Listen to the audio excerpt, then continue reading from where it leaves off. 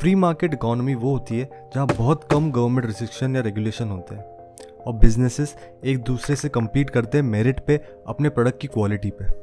कोई चीज़ अगर महंगी है तो एक ऑल्टरनेटिव होगा जो सस्ते में मिल रहा होगा।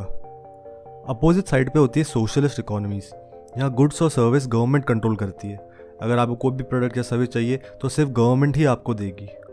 पर्सनली मेरा बायस फ्री मार्केट इकोनॉमीज़ की तरफ है, जो अब मैं आप पे रिफ्लेक्ट कर रहा हूँ, क्योंकि गवर्नमेंट का मेन मोटिव है पब्लिक सर्विस, तो उनकी प्रायोरिटी हमेशा बेसिक नीड्स पूरी करना होगा। और अगर गवर्नमेंट करप्ट हो तो रिसोर्सेज खुद के लिए रख लेगी, लोगों को नहीं देगी, फॉर एग्जांपल वेनेजुएला।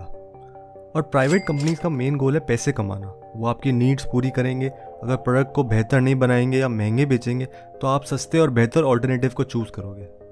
मगर ये फ्री मार्केट्स तब ही काम करेंगे जब मार्केट में कंपटीशन होगा और किसी को कोई अनड्यू एडवांटेज नहीं होगा। अगर कोई कंपटीशन ही नहीं होगा तो प्राइवेट कंपनीज के पास कोई इंसेंटिव नहीं होगा आपको बेहतर सर्विसेज देने का या प्राइस नहीं बढ़ाने का। वो उस मार्केट में एक मोनोपोली होगी और कंज्यूमर्स को महंगे प्राइस और घटिया प्रोडक्ट या सर्विस से काम चलाना पड़ेगा। अब आपको प्राइस इलास्टिसिटी पता है, मोनोपोली क्यों खराब है ये पता है, तो सोचो ऐसी क्या चीज़ है जो बेसिक नेसेसिटी भी है, एडिक्टिव भी है और मोनोपोली की तरफ बढ़ रही है। इंटरनेट। जो जियो ने इंडियन टेलीकॉम सेक्टर के साथ किया वो किसी भी रेवोल्यूशन से कम नहीं है। इतनी बड़ी और डाइवर्स पॉपुलेशन को एक साथ इंटरनेट पे लाना एक बहुत बड़ा टास्क था, मगर इस प्रोसेस में जियो ने सब कंपटीशन को किल कर दिया। फेसबुक और गूगल दोनों ने रिसेंटली जियो में इन्वेस्ट किया है और दोनों कंपनीज यूरोप में अपनी प्रैक्टिसेस की वजह से फाइन भर चुकी है और यूएस में एंटी ट्रस्ट केस चल रहे हैं। लॉज यहाँ एफिशिएंटली काम नहीं करते क्योंकि मोनोपोली बनना गलत नहीं है।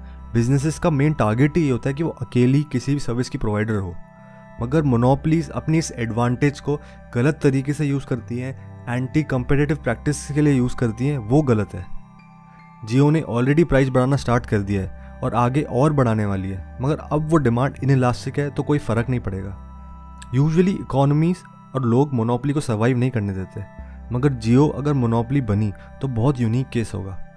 एक तो नए तरीके की प्रॉब्लम्स है, डिजिटल स्पेस में कोई क्राइटेरिया इतने से डिफाइंड ही नहीं है।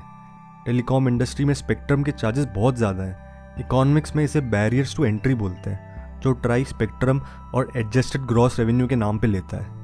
इस केस में मोनोपोली एक वन वे स्ट्रीट होगा। कोई न्यू कंपनी फिर ऐसे मार्केट में इन्वेस्ट नहीं करेगी जहां इतने हाई प्राइसेस हों और गवर्नमेंट और मोनोपोली के बीच ऐसे रिलेशंस।